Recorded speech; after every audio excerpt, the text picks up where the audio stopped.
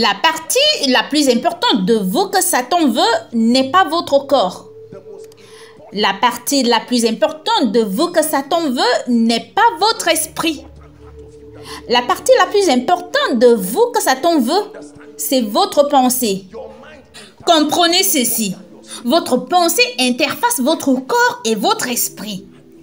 Lorsque Satan obtient votre pensée, il obtient deux en un. Il obtient votre corps et votre esprit. Et ça, c'est la Bible. Je vous montre ceci parce que pendant des années, je me demandais pourquoi il semblait que Satan n'avait pas peur de beaucoup de choses à propos de Dieu. Vous fermez votre Bible et vous vous allongez dessus et dormez. Et pourtant, les démons viennent et vous oppressent. Combien d'entre vous ont jeûné 3 jours à sec? Et au 3e jour, vous avez fait un mauvais rêve. Les démons sont venus vous oppresser. Et vous n'avez même pas rompu le jeûne. Vous passez du temps à parler en langue. Vous êtes allé vers les hommes de Dieu et ils ont dit que vous n'avez pas la foi. C'est un mensonge. C'est un mensonge. Il n'y a pas beaucoup de choses qui font peur à Satan. J'en ai énuméré quelques-unes pour vous. Nous pensons qu'il craint tout. Non, monsieur. Satan n'a jamais peur de la présence de Dieu. Il y a des gens qui créent des Bibles dans des maisons d'édition et pourtant qui sont actuellement remplis de démons à l'intérieur d'eux. J'ai apporté la délivrance à des pasteurs, des hommes et des femmes puissants de Dieu, dotés de puissance, qui sont également eux-mêmes ouins pour délivrer les gens. Le mystère des forteresses, que Satan capture des territoires et capture des individus en faisant quelque chose dans leurs pensées. C'est ce que l'on appelle la sorcellerie. Voici ce que Paul a dit. Ô insensés Galates, qui vous a ensorcelé pour faire que vous n'obéissiez point à la parole. Non pas à propos de boire du sang et de manger de la chair. Il vous vend une proposition d'une certaine manière et d'une manière qui vous forcera à le recevoir. Et par cela, vous renoncez au pouvoir. Savez-vous que si Jésus a vu ce royaume et a fait cela, Satan aurait préféré recevoir le salut et lui donner le royaume. Rappelez-vous que Jésus était sur le point d'être couronné après être mort pour recevoir un nom qui est au-dessus de tout nom. À la fois des choses au ciel, sur la terre et sous la terre. Et Satan dit, laisse-moi te donner sur la terre. Ça semble une idée merveilleuse. Sommes-nous ensemble? Alors Paul dit, car nous n'ignorons pas ses desseins, pas son pouvoir. Satan a de nombreuses techniques, différentes manières. Il peut élaborer toutes sortes de plans pour manipuler l'esprit des croyants. Et ça, c'est Jésus. Et Satan se tient devant Dieu et parle à Dieu. Et Dieu respecte toujours le libre arbitre de Satan. Écoutez, je vais vous dire quelque chose. Laissez-moi vous dire que j'aime le corps du Christ. Mais je veux que vous soyez puissants. Pendant de nombreuses années, il nous a été enseigné que Satan ne peut jamais accéder à la présence de Dieu. C'est un mensonge. C'est un mensonge. Ce n'est pas vrai. Il n'y avait plus de place pour lui au paradis, ce qui signifie que la fonction qu'il occupait n'était plus là. Mais il pouvait accéder à la présence de Dieu. Il le peut encore. Dans le Nouveau Testament, ou du moins dans le ministère de Jésus, Satan est venu à Jésus plusieurs fois. Il est venu à Jésus en Pierre. Il est venu à Jésus en Judas. Il est venu à Jésus par lui-même. Il n'avait pas peur. Il n'avait pas peur. Ce n'est pas la présence de Dieu qui fait peur. Pour que si vous avez l'Esprit Saint en vous, les gens disent qu'il n'y a aucun moyen que Satan puisse s'approcher de vous. Faites attention. Jésus dans Luc chapitre 4 verset 1 était plein de Saint-Esprit. Et pourtant, Satan est venu à lui après qu'il ait jeûné.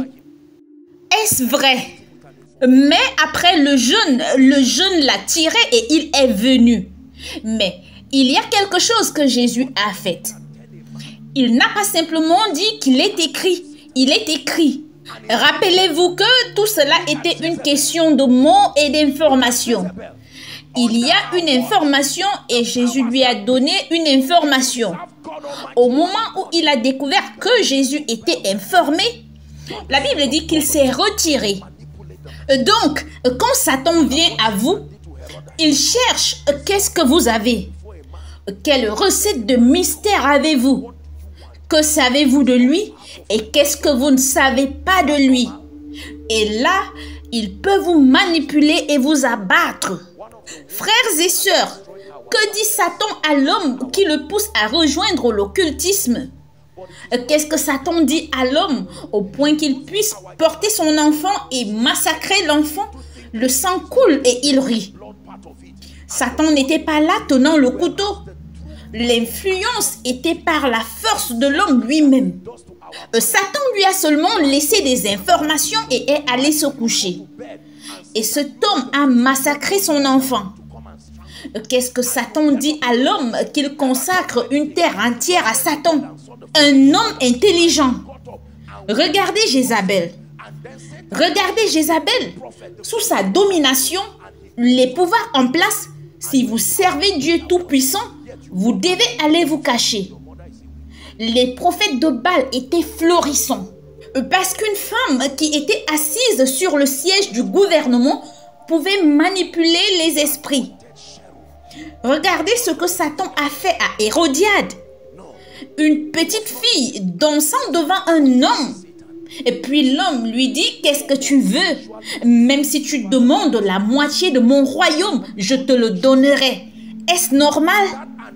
Écoutez, l'une des façons dont Satan a détruit nos vies et nos familles, c'est par la sorcellerie. Mais ce n'est pas la sorcellerie telle que nous la connaissons. Il utilise notre imagination et nous distrait, nous faisant croire que c'est juste le fait de boire du sang et la vieille femme là-bas, alors que le véritable point d'accès de sa victoire est quelque chose qu'il fait à notre esprit et à notre imagination pour nous vaincre. Pourquoi Satan aime-t-il les images? Pourquoi tu vas au lit et Satan utilise le visage de ta propre mère pour venir t'étrangler? Et tu te lèves le matin, il ne t'a jamais rien dit. Et tu es juste allé te coucher et tu as vu le visage de ta mère. Et tu t'es levé et tu es allé voir un prophète. Puis Satan montre encore à un vrai prophète le visage de votre mère.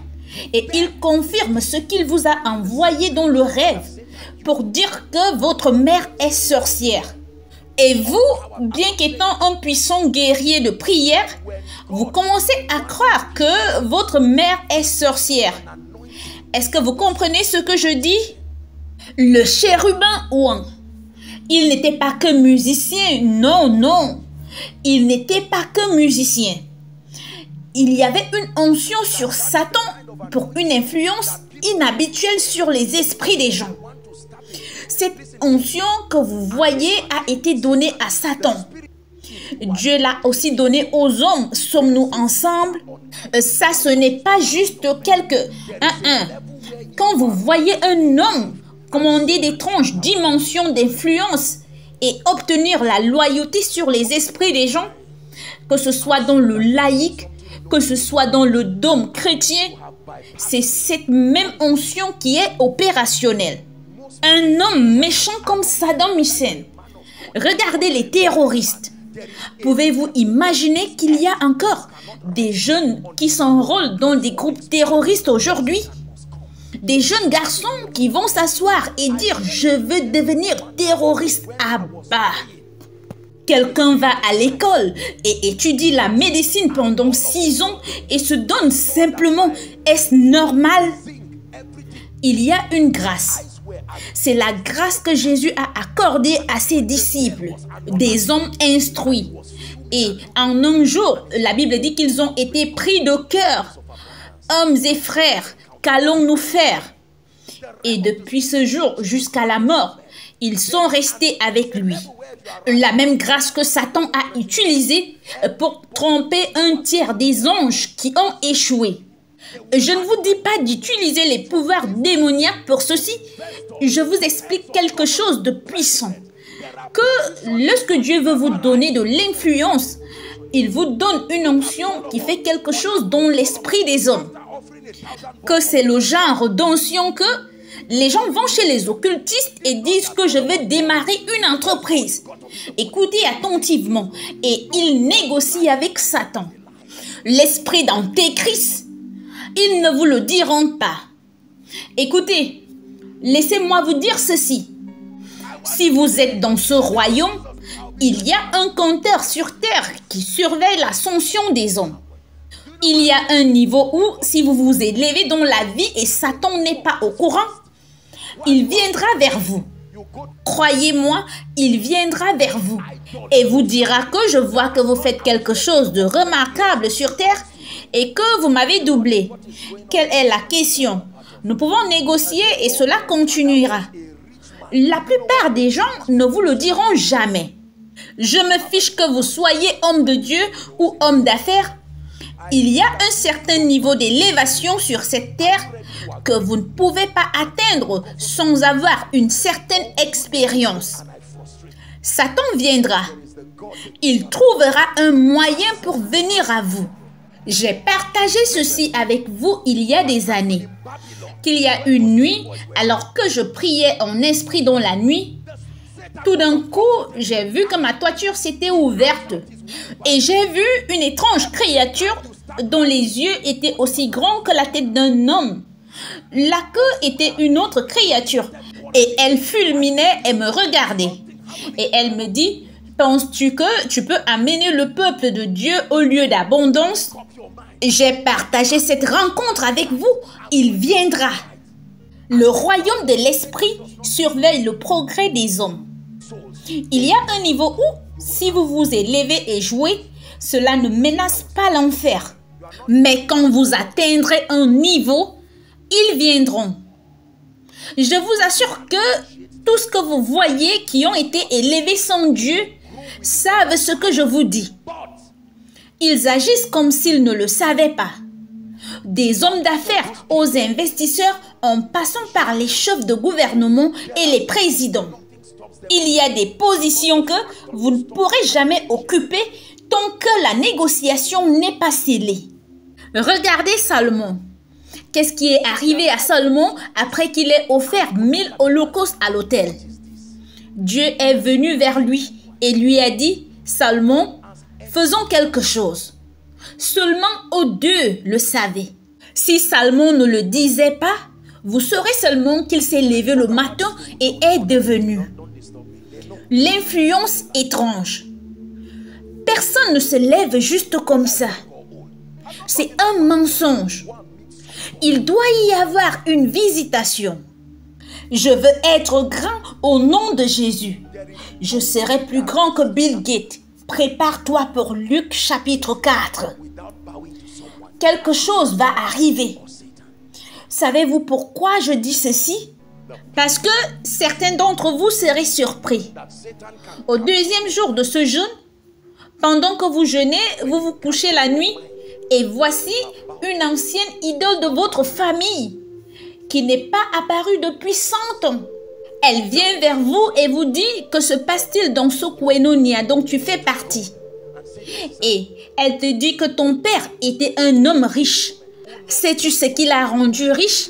Et tu dis que je sais qu'il est allé à Harvard. Et elle te dit n'importe quoi.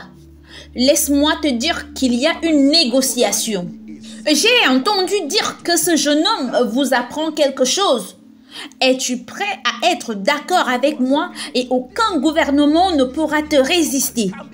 Vas-tu négocier ou alors je te frustre? Et vous dites, Satan n'est pas cette onction. Il y a un Dieu, le donneur de toute grâce. Écoutez ce qui s'est passé à Babylone. Lorsque ces trois garçons se levaient, Satan était inconfortable. Et parce qu'il exécute sa volonté par les hommes, chaque fois que vous commencez à vous élever, regardez ce qui arrive aux hommes vivant autour de vous.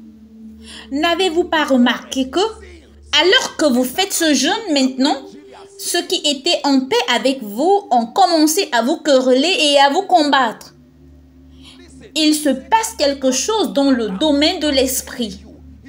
Vous vous décidez, je vais bien me marier, je vais bien vivre et ensuite vous travaillez, Satan ne vous dérange pas.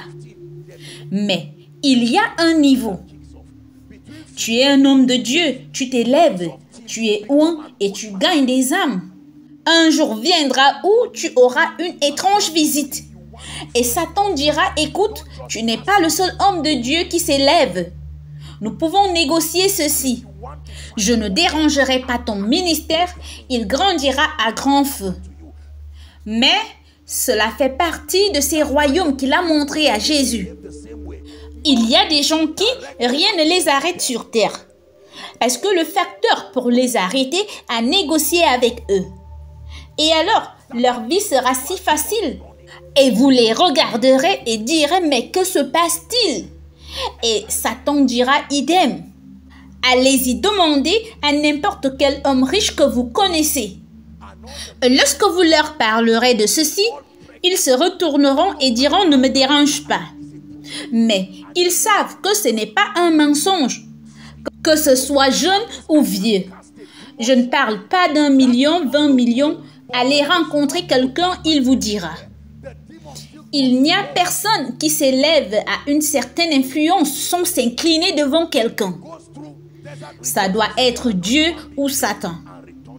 Le pouvoir des forteresses. Que Satan peut capturer ton esprit. Et quand il capture ton esprit, tu t'es prosterné devant lui. Ça veut dire de la même manière, quand tu consacres ton esprit à Dieu et dis, ceci est un instrument, ô Seigneur, mets quelque chose dans mon esprit, mets quelque chose dans ma vie. Tout d'un coup, une onction vient dans ton esprit. Et mon frère, ma soeur, ta vie sera un signe et une merveille, même pour toi-même. Que les hommes te regarderont et diront, cette chose n'est pas normale.